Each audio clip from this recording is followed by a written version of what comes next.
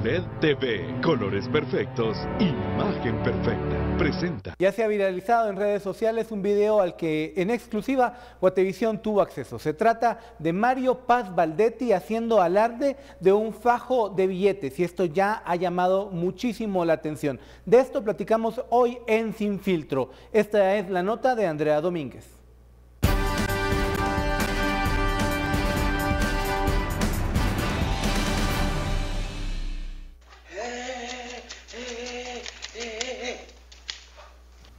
Este video, al que tuvo acceso Noticiero Guatevisión, muestra a Mario Paz Baldetti, hijo de la ex vicepresidenta, con un fajo de dólares que sostiene con una mano y luego los lanza al suelo. En el video, el joven viste una pantaloneta, una playera y un rosario en el cuello.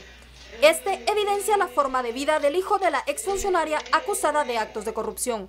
Mario Paz Baldetti es recordado por sus múltiples viajes a exóticos lugares del mundo en donde viajaba acompañado de sus amigos en vuelos privados, realidad que evidenció el medio escrito El Periódico, que realizó una investigación en la que mostraba la vida de la ex vicepresidenta y su familia, cómo cambió al llegar al cargo, con lujos que no se podían dar pagados con el salario que percibía. Este video del joven, del que no se tiene fecha de grabación, ha generado rechazo en los guatemaltecos, ya que en el país no todos los jóvenes tienen acceso a billetes de $100, pero en esta grabación se evidencia uno de los lujos que solo el hijo de Baldetti se pudo dar. LG OLED TV, colores perfectos, imagen perfecta, presentó.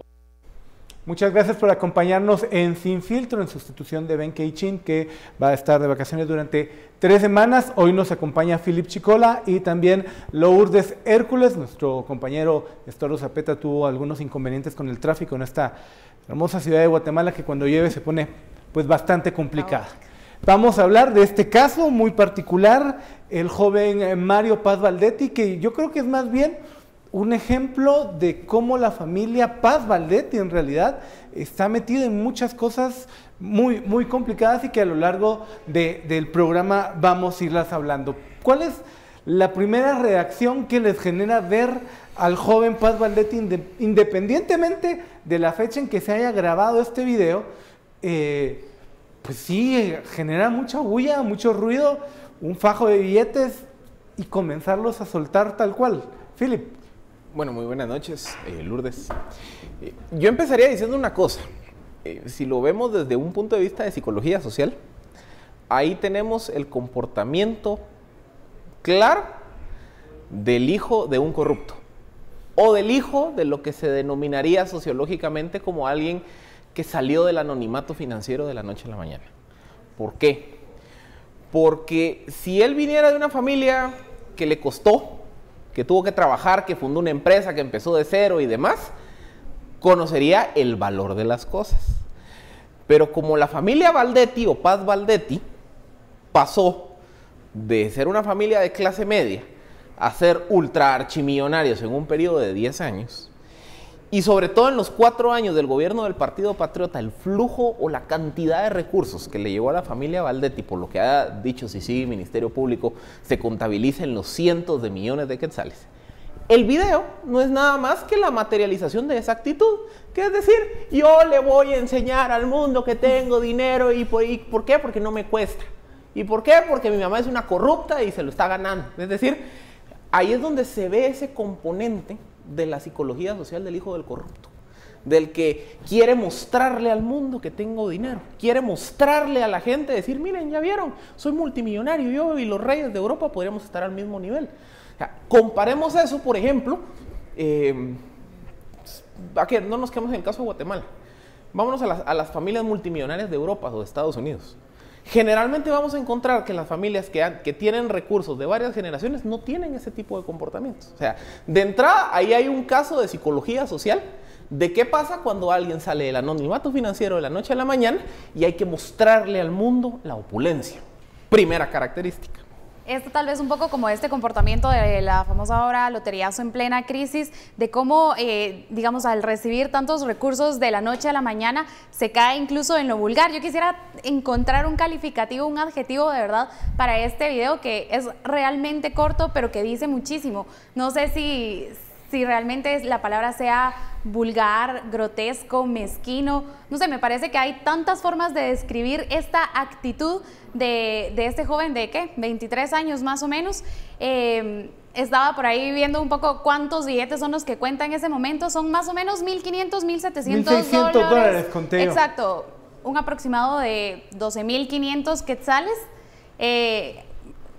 Una cantidad que a un guatemalteco aquí en un trabajo le costaría muchísimo, y de esa edad le costaría pero muchísimo, muchísimo obtenerlo, y sin embargo vemos que su actitud es como incluso de indiferencia hacia de dónde pudieran provenir estos recursos. Entonces sí me parece de verdad algo vulgar e incluso ofensivo, considerando no sé, la situación de Guatemala, digamos, y poniendo a esta persona con esta posibilidad, con este dinero, que ahora podríamos creer que incluso forma parte de la gran cantidad de dinero que recibió Roxana Baldetti proveniente del cartel de los Zetas.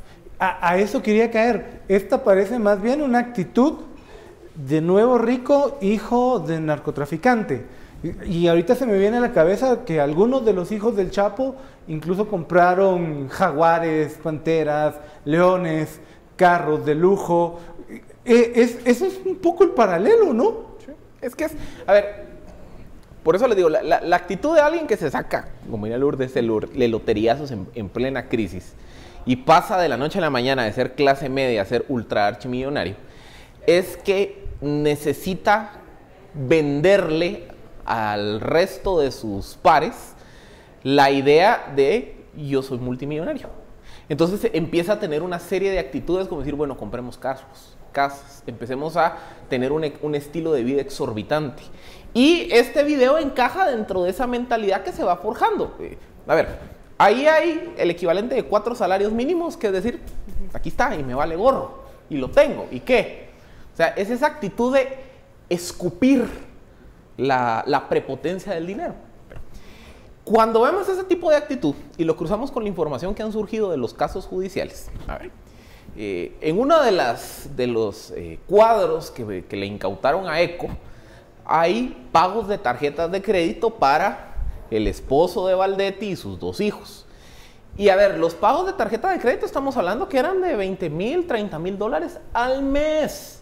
O sea, estamos hablando que 240,000 quetzales en un mes.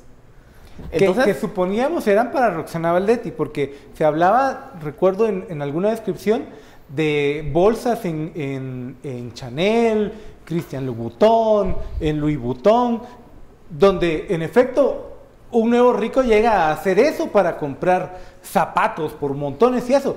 Pero creo que hasta el mérito de este video en algún punto es decir, bueno, no era solo Roxana, era la familia entera. Y era hacia dónde se estaban dirigiendo parte de estos recursos que Roxana Baldetti estaba adquiriendo ilícitamente. Vemos que parte de estos recursos fueron a caer a fincas, a propiedades inmuebles, incluso en Honduras, a algunos yates, por ejemplo, aeronaves, pero también como gran parte de este dinero era destinado para el despilfarro literalmente de sus hijos. Y yo creo que este video de verdad es como un mensaje de esa vida que estaban llevando estas personas y que no podría decir, o no me atrevería a decir que estaba llevando solo en el pasado. Yo realmente desconozco en estos momentos cuál es la situación de estas personas, pero creería que de todas formas podría ser un video bastante reciente. Y vean, esto nos lleva, creo que más allá de la discusión del video, nos lleva a una discusión más profunda.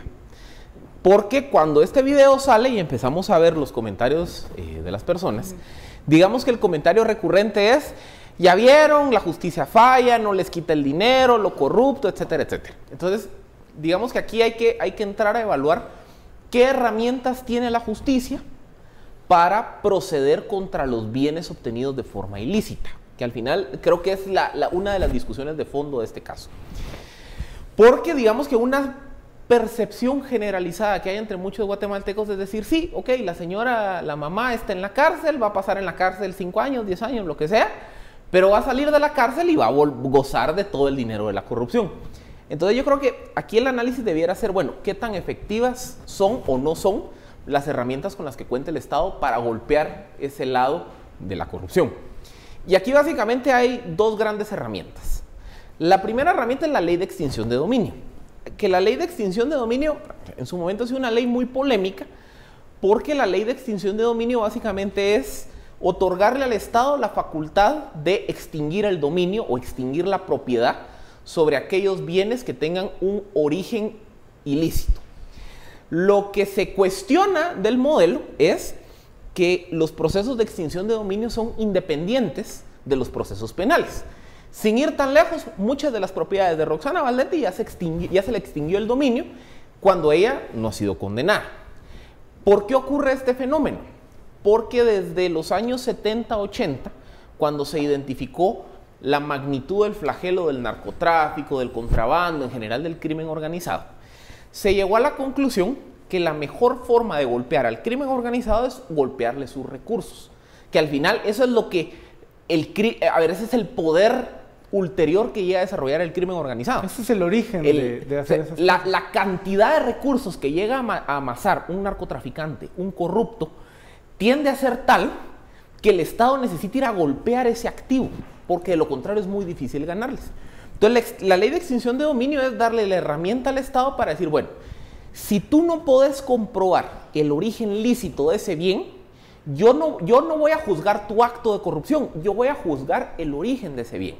Y si no puedes demostrar que ese bien tiene un origen lícito, yo te voy a arrancar la propiedad.